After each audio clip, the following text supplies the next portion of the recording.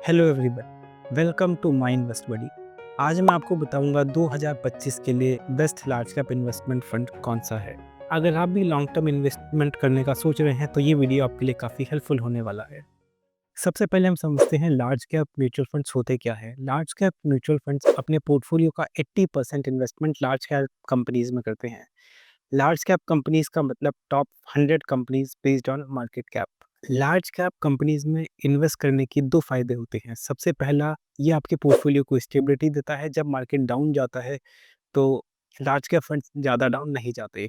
दूसरा, large cap funds एक consistent performance देते हैं। तो स्टेबिलिटी एंड परफॉर्मेंस की टर्म्स में लार्ज कैप फंड एक अच्छा इन्वेस्टमेंट ऑप्शन है। तो ये देखते हैं best large cap mutual fund कौन सा है। यहाँ पे हमने सारे लार्ज कैप फंड्स की लिस्ट ली है। हमारे पास यहाँ पे 31 लार्ज कैप फंड्स हैं।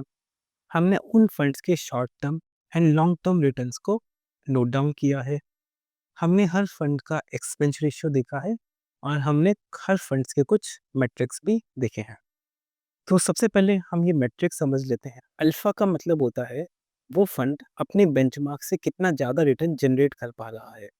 जितना ज़्यादा अल्फा उतना बेटर फंड। शार्प रेशियो भी हमें रिस्क एडजस्टेड परफॉर्मेंस बताता है फंड की। जितना ज़्यादा शार्प रेशियो उतना बेटर फंड। बीटा बीटा हमें फंड की वॉलेटिलिटी के बारे में बताता है। बीटा से हम एक रिस्क का आइडिया लगा सकते हैं। आर स्क्वायर हमें बताता है ये फंड अपने बेंचमार्क से कितना क्लोजली रिलेटेड है। अगर किसी फंड का आर स्क्वायर ज़्यादा है तो वो अपने बेंचमार्क को बहुत क्लोजली मिमिक कर रहा है। तो सबसे पहले हमने सारी सारे लार्ज कैप फंड्स की लिस्ट ली। उसके बाद हम यहाँ पे एक फ़िल्टर लगाते हैं। हम ऐसे फंड्स देखते हैं जिनका अल्फ़ा 1 से ज़्यादा है। जब हमने अल्फ़ा ग्रेटर देन 1 किया तो हमें हमें 10 फंड्स यहाँ पे मिले।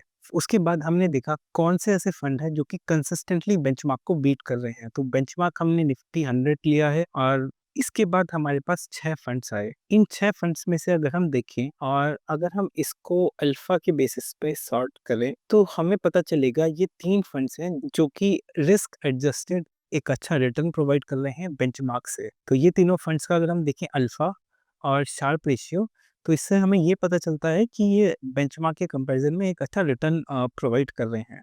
उसके बाद अगर हम ये देखें कि इस पर्टिकुलर फंड का बीटा सबसे कम है, यानी इसका रिस्क भी सबसे कम है और ये वाला फंड जो है ये बेंचमार्क के साथ जो कोरिलेशन है वो 98% कोरिलेशन है। तो इसका मतलब है कि this fund is very closely mimicking the index. तो हम ऐसे फंड को चूज़ नहीं करेंगे जो कि बिल्कुल इंडेक्स को ही मिमिक कर रहा है। Based on alpha, Sharpe ratio and beta अगर हम देखें तो ये 3 फंड्स बाकियों के कंपैरिजन में ज़्यादा बेटर हैं। तो इन तीनों में से आप किसी को भी अपने पोर्टफोलियो में ज़रूर रखिए।